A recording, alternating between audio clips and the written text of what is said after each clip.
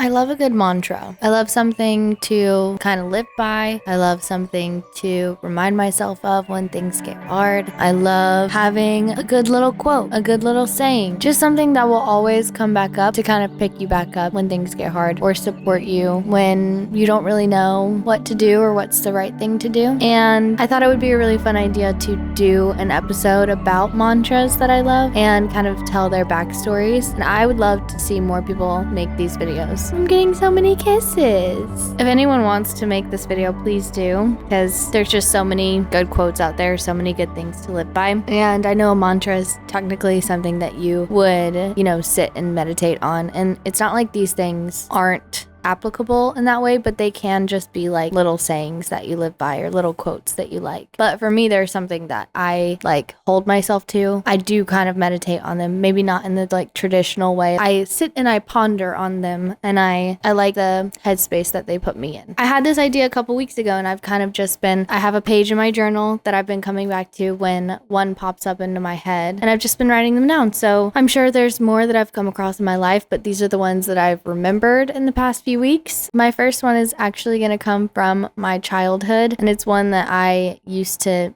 absolutely hate, but it's something that a rule that my parents used to have with me and my siblings, and it was related to food. They really wanted to push us to try a lot of foods, and I luckily now do like a lot of foods. There's not much that I don't enjoy, and when I don't, I know that I've given it a chance and it's not for me. I can apply it in ways that aren't food now, which is cool, So my parents, when we were little, they used to say, you can have one food that is your worst. That's my worst food. I hate it the most. I don't want to eat that. And they would basically say, there's going to be times when we have this at the dinner table, and because it's your worst, you only have to eat one bite. And that's it. And maybe you'll learn to like it. Maybe you won't, but it's like a way to get you out of your comfort zone and try something. I hated it when I was little. My worst was squash for years because it was mushy and gross. And I still don't love squash. I have come to like it in certain ways. I like zucchini sometimes. Eventually that kind of grew into you should eat your worst first so you can enjoy the rest of your meal and not have to oh shit, my AC was going that whole time. I'll turn it off now, but I'm so sorry about the audio, guys. Eventually we started saying do your worst first. Get it over with and then have your fun, enjoy your meal, all your favorites that are on the plate. I saw someone talking about this a while ago saying you should eat what you like on the plate first because that's when it's the best, and do as you want with your plate. This has kind of become a different type of mantra for me, just in the way of productivity, I guess, especially with editing videos. I kind of learned a while ago whenever I started really getting into working on videos and making that something that I was doing on a regimen, that if you just do what you want to do in what you have the passion for in the moment and you have no discipline of order of operations or system of efficiency, whatever you're trying to do will take you way too long. It will take you way longer than it needs to, and by the time that you actually get closer to the finish line, you will mentally be over it. I've just kind of gotten to a place where when I'm editing videos, I do the worst part first, the part I don't enjoy, I get it over first so that I still have all of that passion in me to get to the parts that I do like. Then it's just more fun the more I do it because I've done the worst part first. Whether it's video or whether it's schoolwork or whether it's a project that you're working on, whether it's working out, whatever you want to apply this to, I feel like it can fit a lot of situations. But I feel like maintaining discipline in areas of passion is so important, because passion will only get you so far, and it doesn't always get you to the finish line because it's not always fun, and you can't just rely on this never-ending source of fun to make things. And it took me a while to learn that. So, and then it's just better as you get to the finish line, and you're more likely to finish and not just half-ass something and just basically have a conglomerate of hopes and dreams and ideas that fizzle out into nothing. If you start with discipline, determination, and a plan, you allow for yourself to get to the place of passion and creativity and spontaneity and all of those things. they're both important and they have to go hand in hand. Yeah, I've just kind of noticed that as I have been, for me, editing videos, like I said, if I do what I don't want to do first and I do things in the most efficient order, I may not be having fun, but I'm way more satisfied and I have way more capacity to make more things because I don't have a million half-finished products in my mind that I'm like, oh, I never did anything with that. Oh, I never did anything with that. Oh, I've totally forgot about that. That's not fun to me anymore. I just highly recommend holding yourself to rules that you may not like, but you put in place for a reason. Do your worst first and you'll get a lot more things done. You'll finish a lot more things. I think it just leads to more progress as a whole. Wanted to shout that one out. Thanks, Mom and Dad. I know I probably threw a million tantrums about that when I was little, but been on my mind lately. I appreciate it. The next one that I want to talk about is actually something that my therapist told me. She is amazing. I love her so much. I haven't seen her in a while. This past year, I just was trying to balance a lot of things and was feeling like I was failing at a lot of them. And I don't really like to be someone who I think I'm a perfectionist, and so when I don't feel like I'm doing a good job, like part of my identity goes missing. I would go to her and I would just talk about I would just have all these discussions with her and I'd be like, maybe I'm not happy here, but I don't want to give this up. But maybe this would make me happier. And so if I keep doing what I'm doing, then I give that up. And it was just really hard for me to kind of make big decisions, I guess. And I would just kind of ruminate and sit and worry and overthink everything and never get to an answer. So I didn't want to put the people in my life through that, and so I wanted to have a space to kind of be that part of myself with someone and have someone listen to that and have someone help me work through that without putting my chores on my loved ones and friends too much. And she told me to start thinking about it and she did these hand motions with it, which is a little cheesy, but I'm gonna do them because she told me a good way to think about it is, does this feel like expansion or does this feel like constriction, And I really like boiling big decisions down to that. And obviously constriction and expansion, both, they need balance, they need each other. You can fear constriction or you can fear expansion. There's no good or bad in them. And I don't know, it's just do you feel like you need to reel it in or do you feel like you need to go big? And what is calling you more? Do you feel like you're in a season of growing and changing and experiencing new things? Or do you feel like you're in a season of finding comfort, repetition, and, finding your corner, finding your people, finding community? Settling is not always a bad thing. And having too many choices can be really overwhelming. So I really like how simply she put it. And she made the question not, do I take the new job? Do I whatever the question may be. Does this feel like expansion or does this feel like constriction? I still can't talk very much without coughing, guys. I'm really struggling with this. I'm really struggling with this cold flu that I can't get over. So I may only film half of these tonight and maybe half tomorrow, but I just don't want to put things off. If I'm thinking about things and I'm writing things down and I'm in a passionate place, I want to be making instead of scrolling on TikTok. So the next one is actually something that is one of my mantras that kind of came to me. I came up with it. Some of you may know that I spent some years being a barista. I still work as a barista from time to time and I love it so much. And it can be a hard job. You have to be so fast and so precise. And so if you're trying to make a good coffee, there's just a million factors that can make your espresso pull differently, can make your milk steam differently. And it's really easy to make a shitty latte. So I kind of, I worked at little shops here and there. And then somewhere along the line, I took a job somewhere where, they are doing it the right way and making sure that shots pull exactly how they need to. And making sure that every latte is beautiful latte art and doing it at an insanely high volume.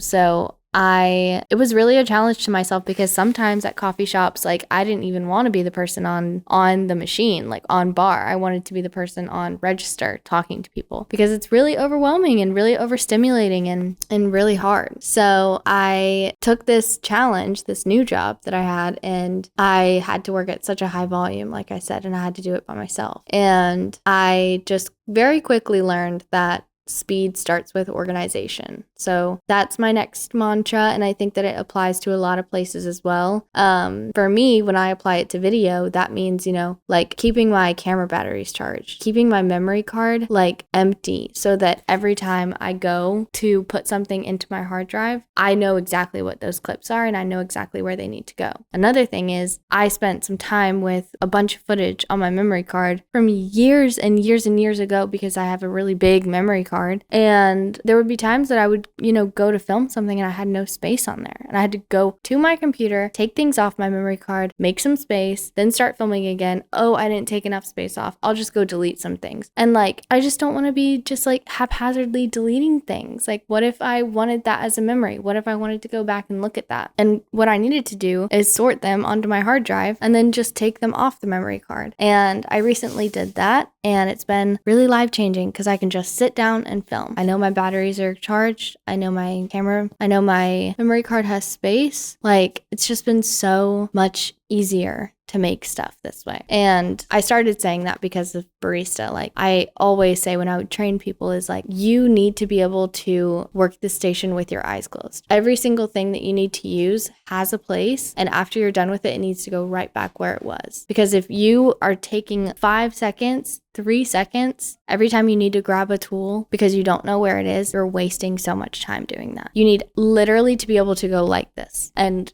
make a drink. And that's going to save you so much time because you're not just pausing and confused about what you need to do next. And yeah, I just think that there's really something to setting yourself up for success and being prepared. And maybe it's the control freak in me, but I do my best work when I live in that headspace. So whatever you may be trying to work on, get done, get better at, find a system, do your worst first, and maintain a space that makes creating that thing easier or getting that thing done easier or, being in the headspace that you need to be in easier. So set yourself up for success. You're not going to help yourself by, taking the lazy route. I'm sorry. I'm just not a very lazy person. You guys will probably come to see over the more that I talk that I'm kind of a hard ass. And I wish that I had gotten to a place where I kept a pristine household and, I was 100% healthy and I had all the best habits and all these things. And I'm not there, but I am working towards being there. And these are just this is just where I'm at. And this is how far I've gotten with it. But these are some tips that have helped me kind of get closer to that, Okay, I think I only have time for one more. And then I'll see you tomorrow morning, I think. So my cats really want me to play with them. QB, come here. You got a toy in your mouth. Hello. We have a visitor. Okay, my next one actually comes from a meeting that I was on for work. And sometimes when we have these big meetings, someone will share an inspiring quote to kind of just get us all back in that positive, vibes high, mentality, because it's hard when you work so much to not get bogged down by it all and get burnt out. So every now and then a little inspiring quote is amazing, They don't always resonate with me, but this one did. And I just think that, I can be a competitive person and that can kind of distract me from what really matters at times. But I'm just so focused on achieving and succeeding that I can't put blinders on to the people around me because, where's the goalpost? I could just set it for myself, but if I'm not determining what my own success is and my boss is, then I need to know what my peers are doing, So that's something that I'm still working on. I think a little healthy competition is great, but I think, I've tried to pivot from competition to collaboration. I would rather do something a better way, even if it's someone else's idea. Please share that with me because I don't enjoy doing things the wrong way. Or the inefficient way. So I've tried to change that mindset and not focus on being the best, but more so doing the best. And sometimes doing the best you can only do with help from others. And this quote doesn't specifically talk about competition or anything like that, but it kind of puts you back in that headspace that you need to be to not get distracted when maybe your peers are doing better than you, or maybe you're learning and you feel like the smallest person in the room. It says, it's nice to be important, but it's more important to be nice. And I just really like that. I think it's it is put so simply but so effectively, because sometimes we can get so caught up in validation, or we kind of set ourselves up to only receive validation as satisfaction. But you can get satisfaction in so many different ways. And I just think that focusing solely on your status or your performance is never good. And I think that allowing yourself to be a part of a team and a part of something that is being developed and getting better every day is amazing. And there's also this part in the book, The Creative Act, A Way of Being by Rick Rubin, which I love that book. It's the first book that I've finished in years. Like, I'm not a big reader, I told you guys. But he tells this story about, I forget who it is, but it's like two big bands at the time. I think it's the Beach Boys and the Beatles or something like that. And he basically says that one of those two bands put out some music, and then the other one's like quoted, well, that's the best album anyone's ever gonna make. No one's ever gonna top that album. Like, that's crazy. So I could be wrong. Just bear with me. I think one of the Beach Boys listened to a Beatles album and was like, well, that's just the best thing ever. No one's ever gonna do it like that again. Hey, we figured out winning, and that's what it is. And they did that. And basically by listening to that album, then I think the Beach Boys, or maybe it's the opposite way around, but the person who listened to the album that they thought was unattainably good and amazing and great went on to make an album that was more successful than that album. And it's because, in a way, they worked together. You know, they learned from each other, and it was collaborative. It wasn't competitive, because he gave that band their flowers and he said, this is amazing. And studying that made him make something more successful. So that just really touched me. And I think that it just shows that he was never in it to beat that album out, but just to keep making things, and found that inspiring. So just some food for thought. Okay. Unfortunately, my schedule of life is coming into play, and I've got things to do now, but I will be back probably tomorrow morning for like a little time on the couch in my pajamas, if you will. We'll talk about a few more mantras. Good morning. I'm wondering if a cat will join me. Most of the time when I start talking in the mornings, they do flock. Here he comes. Clearly, I still don't have my voice 100% back since getting sick, especially in the mornings. It's very groggy. Deepest apologies. And you guys, you have to be so proud of me, because my boyfriend is here right now. He's sleeping, but I am being brave enough to film while he's actually in the apartment. So that is a big win for me. So she's being so cute, but he really wants to be a big baby right now and make a lot of noise. So, okay, well, let's get back into our mantras now that it's morning time. So the next mantra that I wrote down is something that Ryan says a lot. And if you guys don't know, Ryan is a chef, and currently he's in a sous chef position, which means, you know, like, he's in charge of leading a team. And something that I've learned is that in the food industry, in the restaurant industry, when you're all out of something, you say 86, this, that, or the other. And I actually don't know the origin of that, but I know that when someone says, you know, 86 eggs, it means you're out of eggs, basically. So a little saying that Ryan has with his team that comes up from time to time is 86 excuses.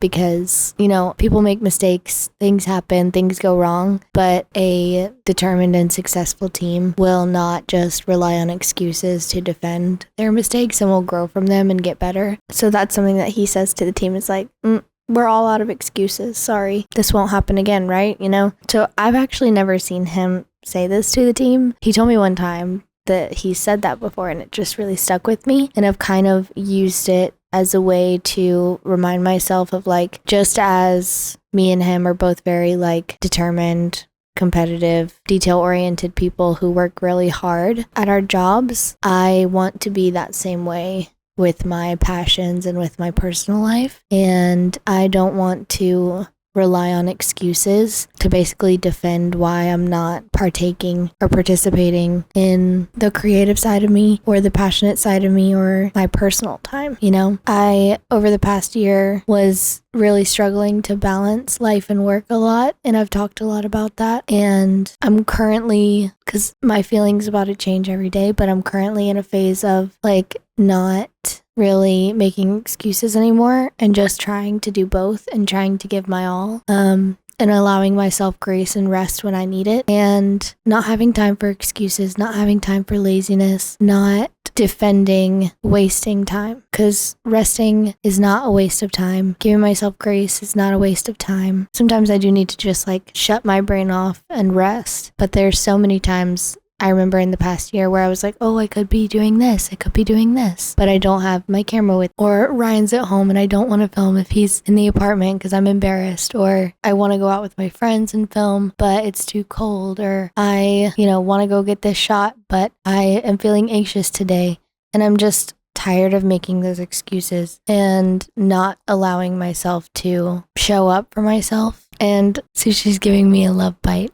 Can you guys see him? He's being so cute. And the funny thing is, like, when it comes to work, I don't allow myself to make excuses, and I'm so hard on myself because I know that there are people watching me and looking at me for future positions and stuff like that. And I'm just so aware of that I give work like 200%, and then I come home and I have nothing left for myself. I'm trying to be in a state at work where I can do well without killing myself and come home and still have energy and time to give myself a solid maybe 80% still and not feel like I'm killing myself, And so yeah, anytime I feel like, oh, I want to do this, but no but. 86 excuses. We're doing it because we want to. And if we don't do it today, we're all out of excuses. 86 excuses. I love it. And now I'm kind of like in the same headspace when it comes to my passions as I am at work. Next is a mantra that I'm sure a lot of you have heard before. It's measure twice, cut once. And a lot of people use this when they're building things. A lot of like carpenters or anyone who may be like cutting a large piece of marble or a large piece of wood or something that is a limited resource that they need to make sure they get that cut exactly right, so that they don't have to waste what they have and they can use it efficiently and wisely. And if you think about having 12 people at a birthday party and a birthday cake, you want to make sure that everyone gets a piece, right? So you need to like make sure that you don't run out on person 11 and then person 12 doesn't have anything, And it's kind of the same mentality. Like if you have 12 feet of a 2x4 and you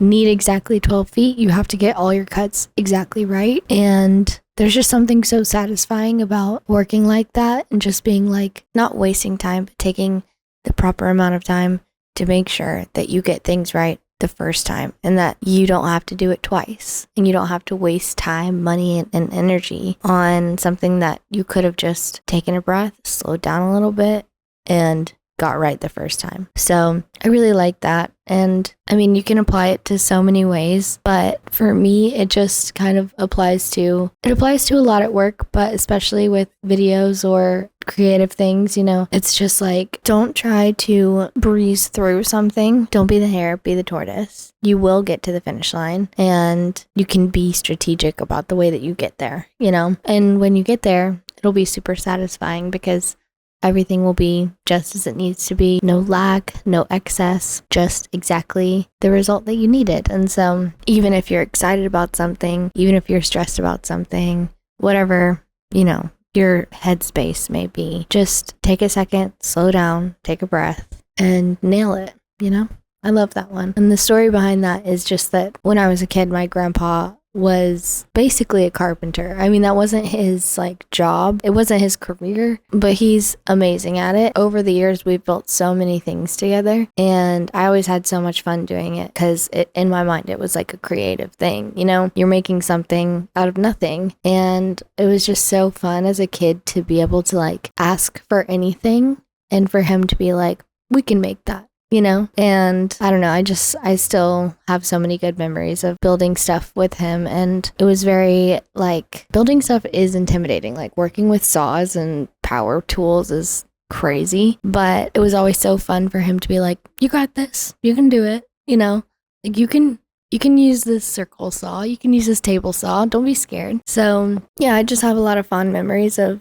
building stuff with him, and he's of course, like notorious for saying measure twice, cut once. And it's not like we never made mistakes. We definitely cut some things wrong at times, but I just remember that satisfying feeling of like measure, measure, measure, cut, and it's like perfectly flush. There's just something, I don't know, it's definitely a part of the creative process to just see something fall right into place and be, you know, the missing piece that you needed. So yeah. Speaking of things being kind of intimidating, I also have another mantra on here that's kind of about that. And it's just one that I found on Pinterest. Not much of a backstory for this one, but a couple years ago I was vision boarding and I was really wanting to change a lot about my life and I didn't really know where to start. And I didn't really know if I could because I felt somewhat trapped in the world, the life that had been built around me that I had partially built. In your early 20s, it's kind of hard to go from who you have been to who you will be. And I was kind of like still living in who I had been when I knew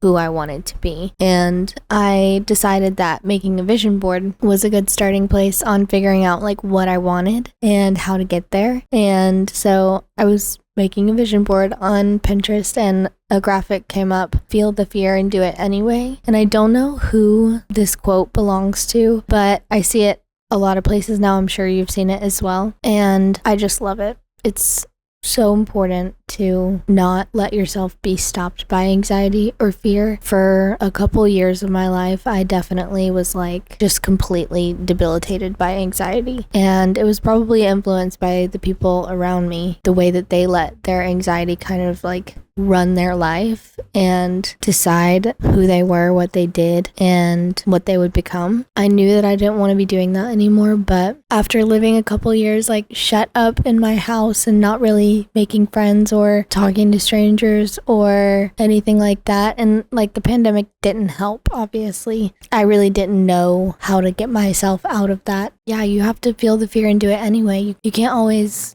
act based off how you feel, and I had to learn that. It took some time, and I still have moments where I'm like, oh, I'm nervous to do this, but I'm gonna do it anyway. I mean, we all do. That's what life is, right? I just think that that is so crucial for everyone, and I've also heard a lot of quotes about resilience and how the most successful people in the world are the people that achieve crazy things. Their secret is just resilience. And I think there's a lot of quotes on Pinterest as well that say like, don't be jealous of me. I've failed more times than you even tried. And that is just so true. Of course, there's people out there that are lucky or have some privilege and they have an easier road to success. But there's also so many people that just were determined and knew that they had to do something despite how long it took, despite how many times they had to start over, despite how many times people told them to quit, despite how many times it just did not seem like a feasible thing. Determination and resilience are just something that everyone has to learn if they don't want to be run by anxiety and fear their entire life. Making all those excuses for yourself about like, oh, well, I can't do this because I'm too anxious or this, that, or the other is gonna get you nowhere. It's not okay to just excuse away your entire identity in life and purpose. So feel the fear and do it anyway. Another good one that I have on here is something that I've been saying to myself. I'm sure that it's kind of a conglomeration of articles and books that I've been reading recently, but I was reading The Creative Act, A Way of Being by Rick Rubin, and there's a chapter about practice in there. And ever since I read that, I've kind of been like thinking about the saying or the question over and over of, you know, am I practicing the wrong things? I really enjoyed his chapter on practice because it kind of made me compare for the first time my creative passions to my sports that I played in high school. I went to a really small school, so I was able to play a lot of sports.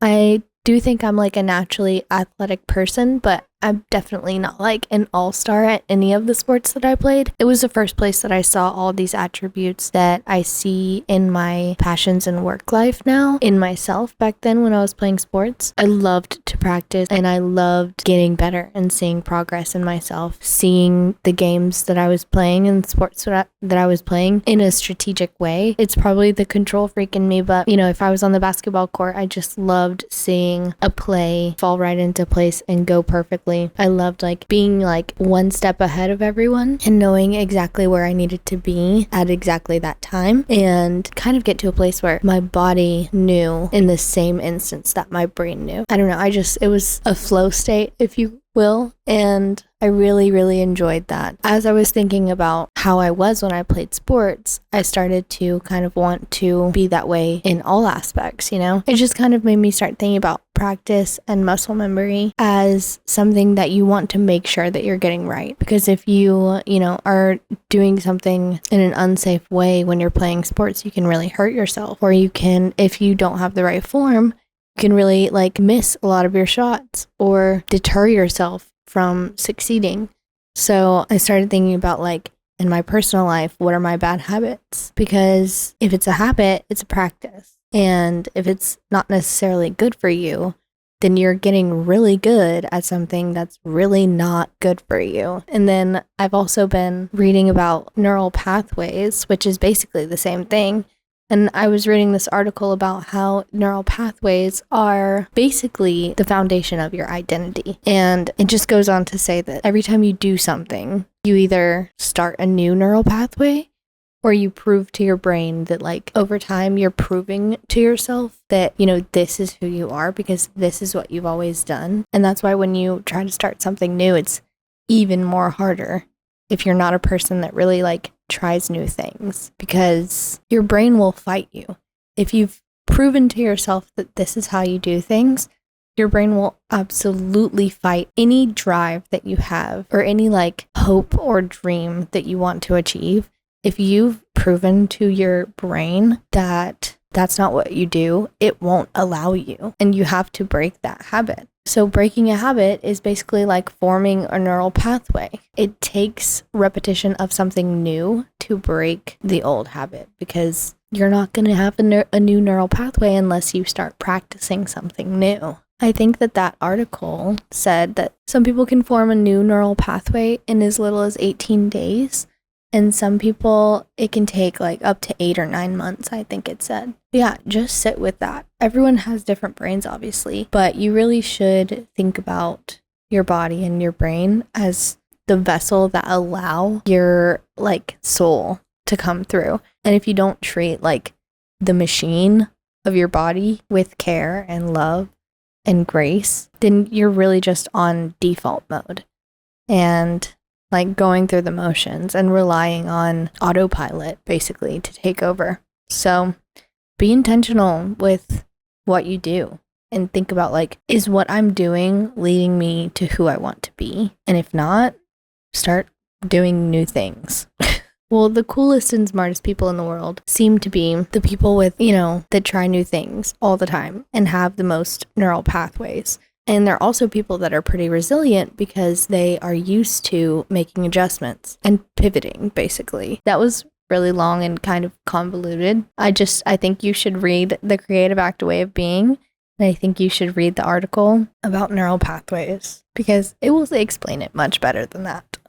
Okay, and then for my last one, I just have something that's really sweet and really wholesome. It's something that my mom used to tell me when I was little. Being a creative person, I was also a very imaginative child. There would be times as a kid that I would just have a wild, clear image in my head of something that was terrifying me in my bedroom at night when I would try to sleep. I don't even know how to tell you the way that I was so convinced that like one thing that I saw on a DVD case at the movie rental store was like in the corner of my room, ready to kill me. And that's really just all it took. I'm sure this is not just a me experience, but like I would see one slightly terrifying image and then it would be in my head for years, rent free. And because I'm such like a visual person, I would be able to see it so clearly in the corner of my room. Imagination on 100. It would just terrify me. And my mom started telling me like, you need to imagine all the good things instead of this. I think you need to imagine like, if you're gonna be using this imagination and creativity, at least use it for fun, So, and she would just tell me like, what are all your favorite things? What are all the good things, And I'd be like, chocolate, unicorns, Barbie, And then we would just kind of like list those off over and over again until I fell asleep. And it still is valid. The other day, me and Ryan, we were watching The Long Walk, and it's so good, by the way. You have to watch it, but it's kind of gruesome. And then I went to go to bed that night, and I was just like feeling so much dread because the characters in that movie just go through so much, and it's so like, it's just torment for them. And I was just laying in bed. I couldn't stop thinking about like some of the gore in that movie. And I was like, I've got to think about the good things right now. You know what I mean? So I just had to include that one because clearly I'm still meditating on it. I'm still using it. So yeah, I think that's all of the ones that, you know, have come to me in the past few weeks. So I hope some of these will be helpful to you guys. And I hope that other people make this video. I know after all, I am just talking to my cats, but let's say one person out there who makes videos sees this, please post another one because I love a good mantra. And I think that they're really effective tools in our day-to-day life to kind of keep us on the right track. So sorry this episode was split. I'm really trying to just like utilize all my little pockets of free time that I have. So that's what this has been. I have decided that I'm going to be posting new episodes every Tuesday. And I'm going to try really hard to stick to that goal. If you happen to watch this, please comment down below. Like, what were you doing when you listened to this? Were you doing laundry? Were you on the way to work? Were you doing your makeup? That's when I do a lot of my like long form content watching is I just pop in my earbuds and, you know, listen to someone yap to me about something and it makes it go by way quicker. So I'd love to know. So leave a comment down below. Let's give it up for Sushi. He was so cute in this episode. Really doing numbers for me. Okay, guys. Until next time, thanks for watching.